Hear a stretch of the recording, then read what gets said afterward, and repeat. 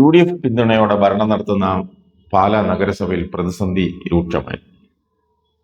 ഇഷ്ടമില്ലാത്ത അച്ചി തൊട്ടതെല്ലാം കുറ്റമെന്ന് പറയുന്നത് പോലെ പലവിധ തർക്കങ്ങളെ തുടർന്ന് സ്വതന്ത്ര കൂട്ടായ്മയായ പുളിക്കണ്ടം വിഭാഗത്തിനുള്ള പിന്തുണ കോൺഗ്രസ് ഔദ്യോഗികമായി പിൻവലിച്ചുവെന്നാണ് കോൺഗ്രസുകാർ പറയുന്നത്. ഡിവൈഎഫ്ഐ ജില്ലാ സമ്മേളനത്തിന്റെ പൊതുസമ്മേളനത്തിന് കൊട്ടാരമറ്റം ബസ് സ്റ്റാൻഡിൽ വേദി അനുവദിച്ചത് സംബന്ധിച്ച് കഴിഞ്ഞ ദിവസം പുതിയ തർക്കം ഉടലെടുത്തിരുന്നു. ബസ് സ്റ്റാൻഡ് പൊതുപരിപാടിക്കായി അനുവദിക്കരുതെന്നാണ് കോൺഗ്രസിന്റെ നിലപാട്.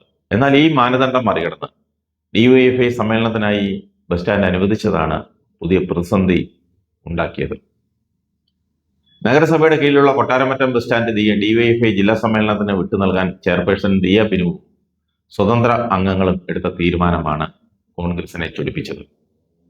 തുടർന്ന് കോൺഗ്രസ് മണ്ഡലം കമ്മിറ്റി സ്വതന്ത്രർക്കുള്ള പിന്തുണ പിൻവലിക്കുന്നതായി പ്രമേയം പാസാക്കി. സംബന്ധിച്ച പ്രമേയത്തിന്റെ പകർപ്പ് ബ്ലോക്ക് DCC KPCC അധ്യക്ഷന്മാർക്ക് നൽകാനും തീരുമാനിച്ചു. അവർ നൽകുകയും ചെയ്തു. മണ്ഡലത്തിലെ DCC ബ്ലോക്ക് മണ്ഡലം ഭാരവാഹികൾ, വാർഡ് പ്രസിഡന്റുമാർ, നഗരസഭാ കൗൺസിലർമാർ തുടങ്ങിയവരൊക്കെ പങ്കെടുത്ത കമ്മിറ്റിയിൽ പ്രസിഡന്റ് തോമസ് കുട്ടി നെച്ചിക്കാട്ടാണ് പ്രമേയം അവതരിപ്പിച്ചത്. കൗൺസിലർമാരുടെയും നേതാക്കളുടെയും അഭിപ്രായം ആരാഞ്ഞ ശേഷമാണ് ഐക്യകണ്ഠേന സ്വതന്ത്ര മുന്നണിക്കുള്ള പിന്തുണ പിൻവലിച്ചതെന്നുള്ള പ്രമേയം അവതരിപ്പിച്ചത്. കോൺഗ്രസിന്റെ 6 കൗൺസിലർമാരും കോൺഗ്രസ് വിമതയായി വിജയിച്ച വൈസ് ചെയർപേഴ്സൺ മായ രോഹലും ആ യോഗത്തിൽ പങ്കെടുത്തു. കോൺഗ്രസിന്റെ ആത്മാഭിമാനത്തെ വ്രണപ്പെടുത്തുന്ന സമീപനങ്ങളാണ് സ്വതന്ത്ര മുന്നണിയുടെ ഭാഗത്തു നിന്നും തുടരെ ഉണ്ടാകുന്നത്. കോൺഗ്രസ് പിന്തുണയിൽ അധികാരം നേടിയ ശേഷം CPM-നൊപ്പം അവിശുദ്ധ സഖ്യമായി പ്രവർത്തിക്കുന്നത് രാഷ്ട്രീയ ധാർമ്മികത ഇല്ലായ്മയാണ് വെളിവാക്കുന്നതെന്നും യോഗം അഭിപ്രായപ്പെട്ടു. എന്നാൽ പ്രമേയത്തെ മുഖവിലേക്ക് എടുക്കുന്നില്ലെന്നും കോൺഗ്രസ് നേതൃത്വം തീരുമാനം പറയട്ടെ എന്നുമാണ് സ്വതന്ത്ര മുന്നണി കൗൺസിലർ ബിനു പുളിക്കണ്ടം നേരത്തെ പറഞ്ഞത്. കോൺഗ്രസ് സംസ്ഥാന ജില്ലാ നേതൃത്വമാണ് സ്വതന്ത്ര മുന്നണി കൂട്ടായ്മയുമായി നഗരസഭാ ഭരണം സംബന്ധിച്ച് ആദ്യം ധാരണയിലെത്തിയത്. അവരഭിപ്രായം അറിയിക്കട്ടെ എന്നാണ് ബിനുവിന്റെയും കൂട്ടരുടെയും അവകാശവാദം. വിഷയം ചർച്ച ചെയ്യുമെന്ന് UDF ജില്ലാ കൺവീനർ ഫിൽസൺ മാത്യൂസ് നേരത്തെ പറഞ്ഞിരുന്നു. KPCC തലത്തിൽ ഇടപെടൽ ഉണ്ടാകുമെന്നും അദ്ദേഹം പറയുന്നു.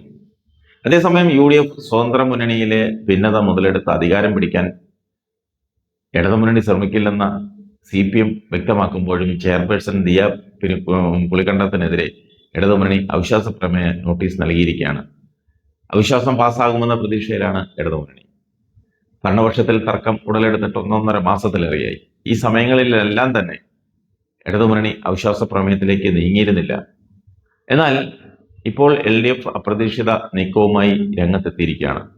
നഗരസഭയിലെ പ്രതിപക്ഷ നേതാവ് വിജു പാലുമടവനാണ് അവിശ്വാസ പ്രമേയ നോട്ടീസ് നൽകിയിരിക്കുന്നത്. ഭരണപക്ഷത്ത് ഭിന്നിച്ചു നിൽക്കുന്നവർ ആരെങ്കിലും തങ്ങൾക്കൊപ്പം നിൽക്കുമെന്ന പ്രതീക്ഷയിലാണ് ഇടതുമുന്നണി. സ്വതന്ത്ര കൂട്ടായ്മയുടെ സഹകരണത്തോടെ നിലവിൽ 14 പേരാണ് UDF വിഭാഗം ഭാഗത്തുള്ളത്, 12 പേരാണ് LDFന്റെ ഭാഗത്തുള്ളത്. കോറം തികയാൻ 14 പേരുടെ പിന്തുണ വേണം. അതായത് 2 പേരുടെ പിന്തുണ കൂടി ഉണ്ടെങ്കിൽ അവിശ്വാസം പാസ്സാക്കിയെടുക്കാൻ കഴിയുമെന്ന പ്രതീക്ഷയിലാണ് ഇടതുമുന്നണി.